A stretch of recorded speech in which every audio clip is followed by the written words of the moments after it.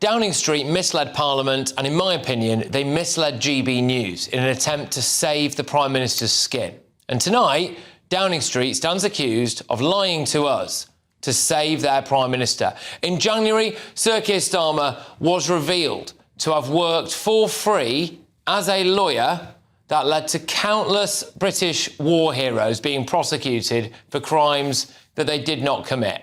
Both he and Lord Hermer are accused of working on a case which led to a witch hunt against the brave men and women who served this country in the heat of battle.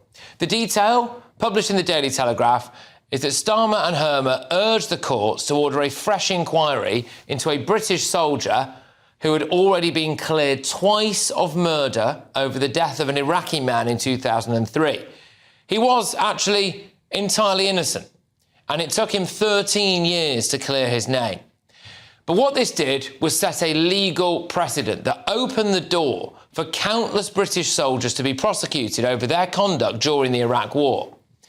The Daily Telegraph also revealed that Starmer worked alongside disgraced lawyer Phil Shiner in a separate case to help prosecute our brave veterans between 2005 and 2007. Now, you might remember the name Phil Shiner because in 2017, Phil Shiner was struck off and given a 2-year suspended prison sentence for lying about British troops murdering and torturing Iraqi civilians in other cases. The Prime Minister says he did not continue his association with him after he was convicted for fraud. This was obviously a huge scandal. It meant that the man who is now our Prime Minister didn't just work for free on a case that led to British war veterans being prosecuted, but also worked with a man who falsely accused British troops of war crimes on a different case, even if he didn't know this at the time. Now, that's as bad as it gets. The vast majority of the British public would think that anyone who has done that should never be Prime Minister. It also completely destroyed Keir Starmer's excuse for representing the catalogue of awful Britain-hating terrorists that he represented as a lawyer. Records show that he's represented loads of Islamist terrorists, including Abu Qatada, Osama bin Laden's right-hand man. He's also represented members of the IRA.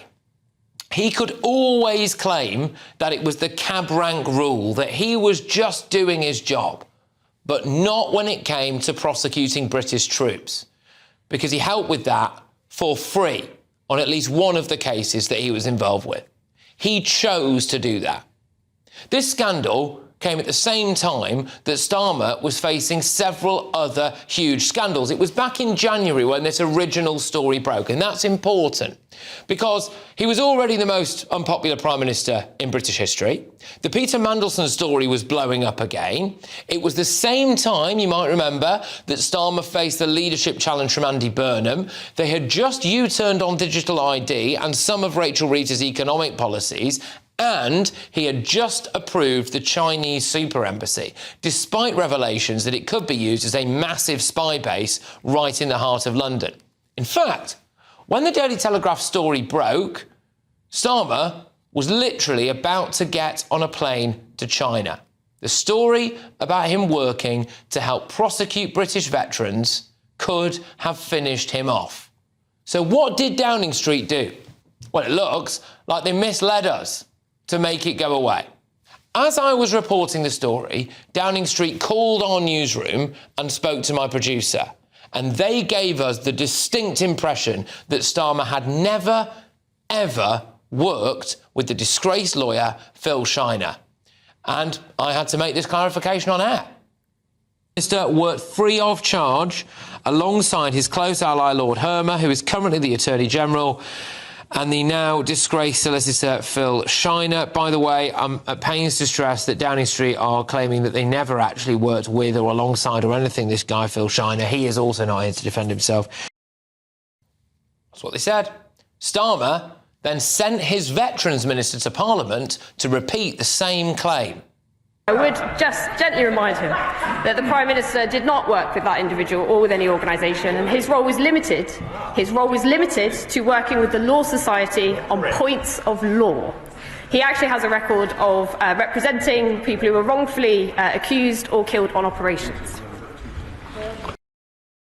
And then it turned out, shock horror, that she was misleading Parliament. Starmer did work with Phil Shiner. Court documents prove that he'd worked on cases to prosecute troops, and he'd even written a chapter in a book edited by Phil Shiner calling for a mandatory investigation into Iraq war veterans. Yesterday, the Veterans Minister that you just saw there had to come back to Parliament to apologise for misleading Parliament. I would like to correct the record in relation to something I said during the last defence orals. On the 2nd of February 2026, I said the Prime Minister did not work with any of Phil Shiner's organisations and his role was limited to working with the Law Society on points of law. However, since then it has been brought to my attention that in 2006 the Prime Minister was instructed to represent an individual by the law firm for which Mr Shiner was the principal solicitor. So I would like to take this earliest opportunity to apologise to the House and correct the record. So, where did the misleading information to both us here at GB News and Parliament come from? Well, I put it to you that the only person in the world with a precise, intimate knowledge of who Starmer did and didn't work with is Sir Keir Starmer himself. Did the order to mislead us and Parliament come directly from him? And it's not the first time that this Labour government has misled us in a big way. Do you remember when this happened? To arrange another hotel for us.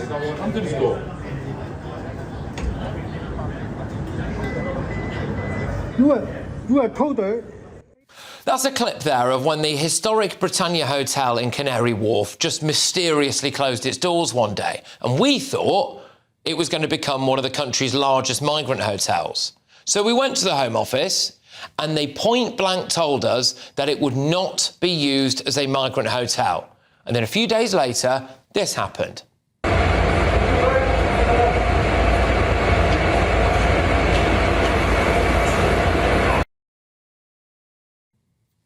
It turned into a migrant hotel. That was also misleading from them, wasn't it, to say the least? In my view, Starmer should be disqualified from public office because of the terrible work he did in the legal profession. But what's worse is that Downing Street is misleading us about Starmer's legal past in an attempt to avoid a massive scandal. They were hoping it would go away, I think. Today, Downing Street did admit to us that they should have been clearer. Well, that's nice, isn't it?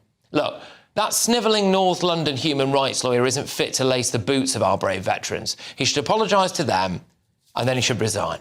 Are you looking to get into shape in 2026? If so, then you need the right soundtrack and the right earbuds to match. This video is sponsored by Raycon and their essential open earbuds. Well, unlike regular earbuds, these ones here sit just outside your ear canal, giving you clear sound, but you can still hear what's happening in the world around you. Trust me, they're super light, secure and comfortable with no slipping or soreness thanks to the multi-angular hook and multi-point connection. And with 8 hours of playtime and 36 more with the charging case, it means I only need to charge them once a week.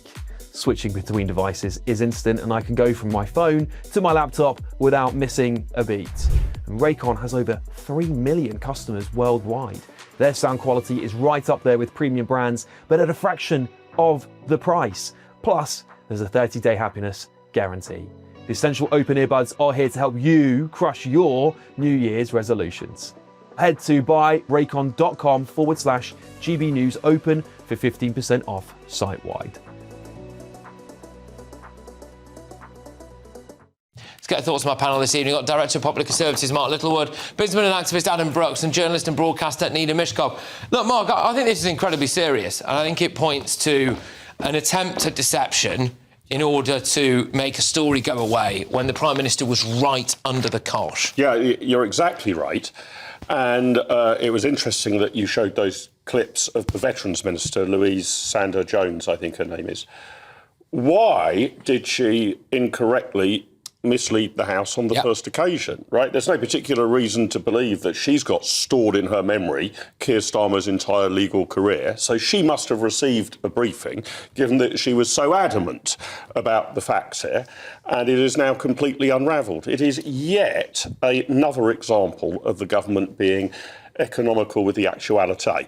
They are trying to limit the information that comes out. Now, by far their best route, whatever, Patrick, you might think of his previous legal actions, is you've got to take that on the chin and come out and explain what you did. And he would be far better off to say, I did work with this guy Shiner. I didn't realise that he was a complete crook. I believe the evidence he put in front of me. And as soon as he was convicted and struck off, I made sure I had no further contact with him. But instead, it's an attempt to deceive TV stations, to deceive Parliament and get caught red-handed yet again. And you showed right at the top of the show, this was a government that was elected on its principal proposition being restoring public trust in politics. That is in ashes. Yeah, and like I said, it's by no means the only time that they've misled us. I mean, the most direct one was about that migrant hotel. And yeah, we are in a situation now, I think, where we are not dissimilar to the wider British public, Adam, where I don't think you can trust a word that comes out of Downing Street. I can't stand the man, and this government is the most dishonest government of my lifetime. I believe Keir Starmer and his left-wing lawyer mates are anti-British Marxists. This is the man that even today was caught lying about energy bills being lower under Labour. They're higher. Again, he's misled the House. This is a man that lied about knowing the close relationship between Epstein and Mandelson. This is the man that lied about putting taxes up for working people. He does not stop lying. This is the man that failed to declare thousands in freebies from Lord Alley.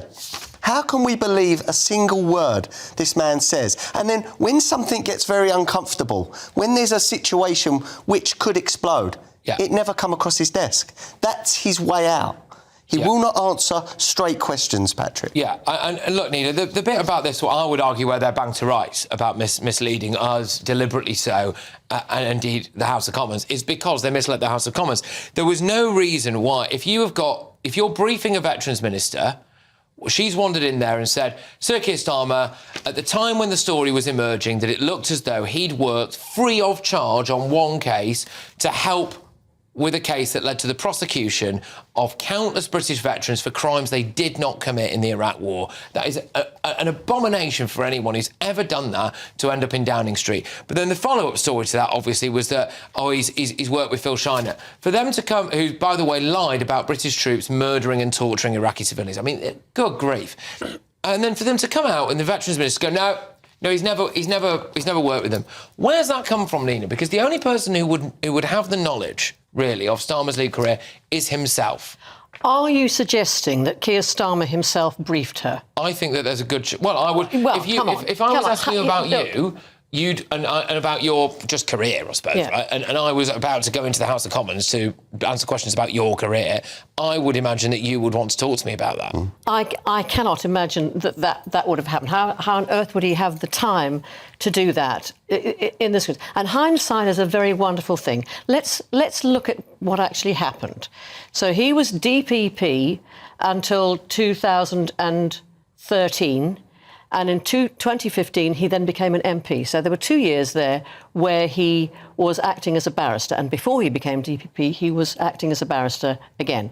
And he was free to take any cases. He was instructed by many different solicitors. And as I understand it, in the cases that we were talking about, that he worked for Shiner, because barristers are instructed by the solicitor. They take a case. It's like a surgeon. You take a case and you say, will you amputate this man's leg? Or, blah, blah, blah. And you don't care. Does this man beat his wife? Does this man... No, he needs to have his leg amputated. Who cares about that? So you have to be as objective as you can. And not just the first cab off the rank thing, but you do the job. And also, if you're a human rights lawyer, which he is, which is a fantastically admirable thing to be, nobody can actually argue with that. He's a human... For Islamic terrorists, no, brilliant. Hang on. Brilliant. Human rights lawyer is an admirable thing to be. You look at human beings as individuals for who they are, and you have to. Depends whose human rights you're advocating for. And representing paedophiles and child killers. I would question these lawyers' morals, if I'm honest. Representing paedophiles and child killers. Let's keep it to Keir Starmer, OK? So he is then asked to do this. He may not necessarily have been instructed by Shiner himself. Shiner happened to be the head of the law firm that instructed him, but it may not have been Shiner himself. So technically, hang on a minute. Well, you know, Starmer, as an individual, was asked to clarify points of law. He never once prosecuted He never prosecuted anybody. That therefore should have been their story.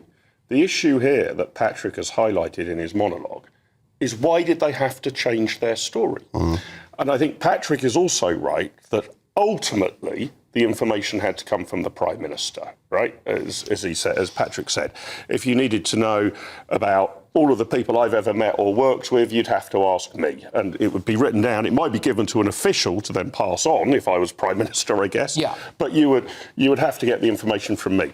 And could it be that she misspoke? Well, that's not what she said. No, but she said new information had come to light. I mean, it's a bit desperate, isn't it? That you would have thought that you could be as clear as day on this to the Veterans Minister, who went in and gave an account that it turns out was false. And so she either made it up herself, just decided to fantasise, or she was given a false briefing that they've now had to correct.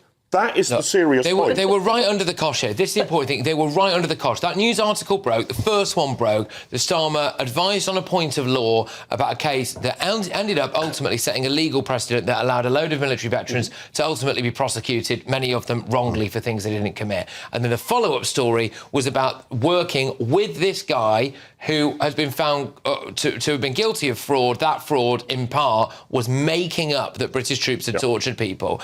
And if that, I think, my personal view is that at the time, if Downing Street had felt that they could be entirely honest about that, that would have blown up massively. He might have had to have cancelled his trip to China. He was already under the cosh, facing a leadership election. I think they thought, let's be a bit misleading here and let's hope it goes away. That's all they do, Patrick. They mislead or they're dishonest. Let's remember, they also told Parliament that we was in imminent danger of losing Diego Garcia base in Chagos, and that's why we're doing this deal. It then turns out that wasn't the case.